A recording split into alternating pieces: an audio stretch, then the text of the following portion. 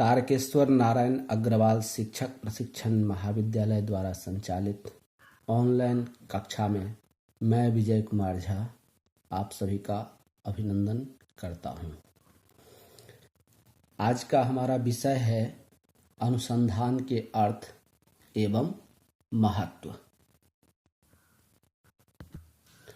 अनुसंधान शब्द को जब हम देखते हैं और इस शब्द का शाब्दिक अर्थ निकालने हेतु हम इस शब्द को अलग अलग करके देखते हैं। जब हम इस शब्द को अलग अलग करेंगे तो इसमें दो शब्द हैं। पहला है अनु जो कि उपसर्ग है और दूसरा है संधान। अनु उपसर्ग पूर्वक संधान शब्द से मिलकर बना है अनुसंधान। अनु जो उपसर्ग है, इस उपसर्ग का अर्थ होता है के बाद या पश्चात। पश्चात का अर्थ होता है कि कोई काम जो उससे पहले हो चुका हो या कुछ भी हो जिससे आगे कुछ हो वो उसके बाद हो, उसे पश्चात शब्द से संबोधित करते हैं। दूसरा शब्द है संधान। संधान शब्द का जो अर्थ है, संधान शब्द का अर्थ होता है निशाना लगाना या लक्ष्य को ढूंढना। तो जब हम निशाना लगाते हैं तो हमारा जो ध्यान होता है वो कई जगह नहीं होता है, बल्कि एक निश्चित दिशा की ओर हमारा ध्यान होता है, जिसे संधान शब्द से संबोधित किया जाता है। अब अनुसंधान में भी निश्चित एक दिशा होता है, एक उद्देश्य होता है जिसके तहत हम अनुसंधान करते हैं। अब जब हम अनुसंधान के बारे में इसका शाब्दिक अर्थ ढूंढ लिए तो इस शब्द के लिए इसका जो पर्याय शब्द है, पर्याय उस शब्द को देखने के बाद इस शब्द का और भी अर्थ हम समझ सकते हैं। तो अनुसंधान शब्द के लिए आंग्ल भाषा में रिसर्च शब्द का प्रयोग किया जाता है।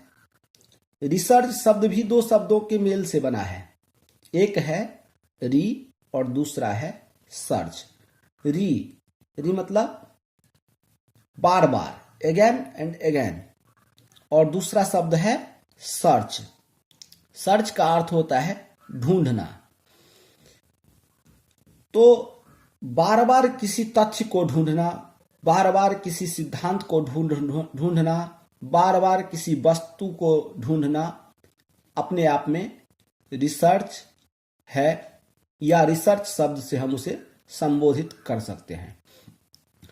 तो इस प्रकार जब हम अनुसंधान शब्द को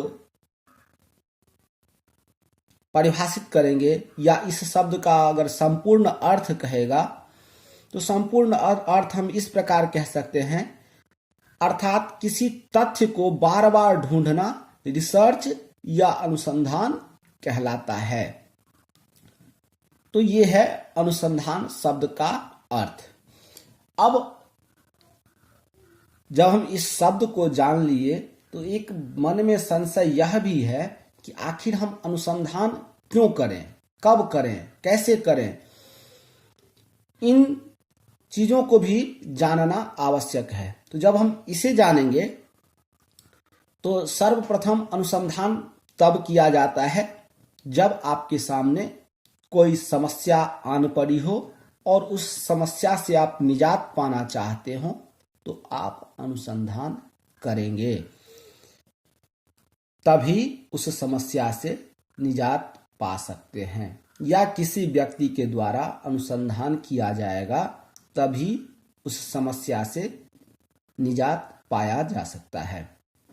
तो एक तो कारण हो गया कि अनुसंधान हम इसलिए करते हैं क्योंकि हमें समस्या का समाधान करना होता है।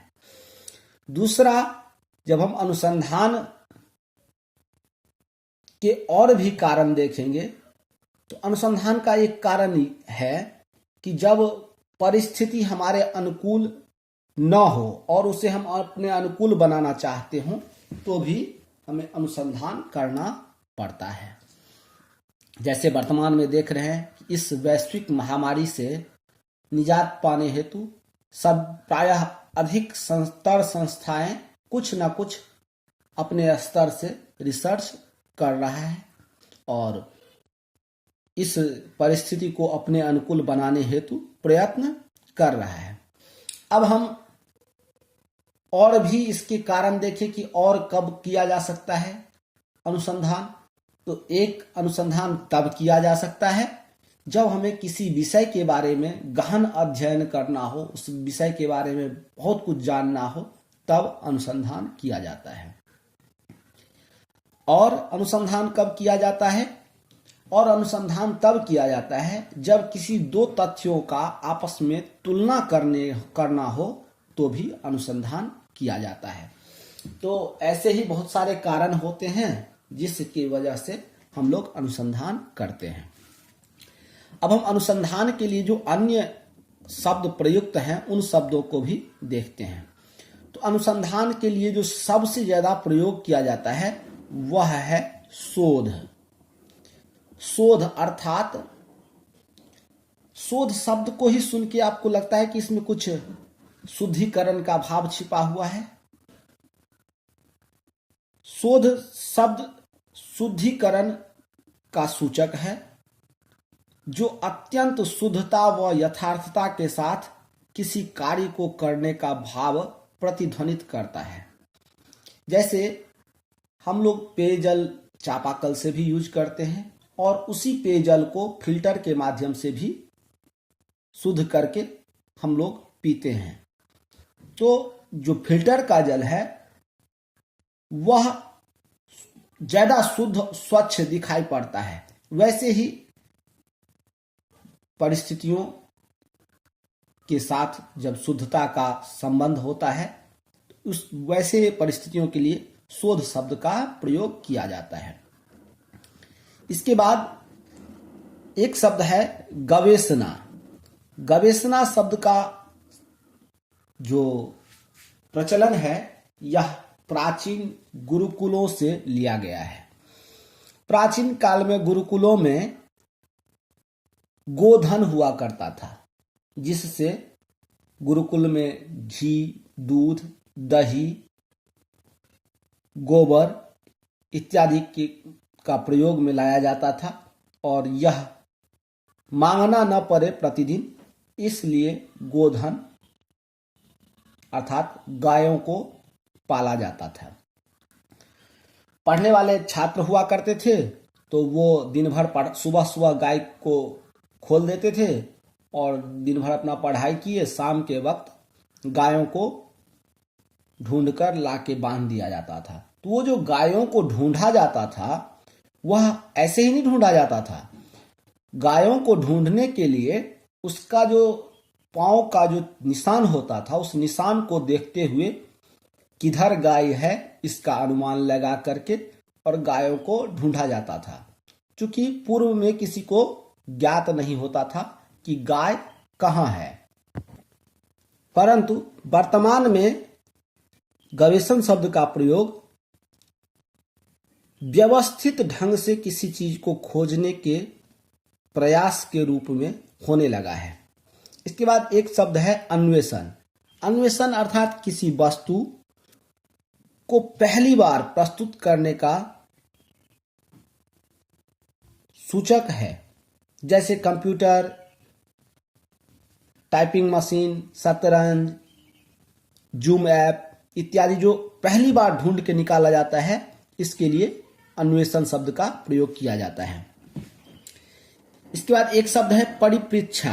परिप्रेक्षा से तात्पर्य है किसी जिज्ञासा या किन्हीं प्रश्नों का उत्तर प्राप्त करने हेतु,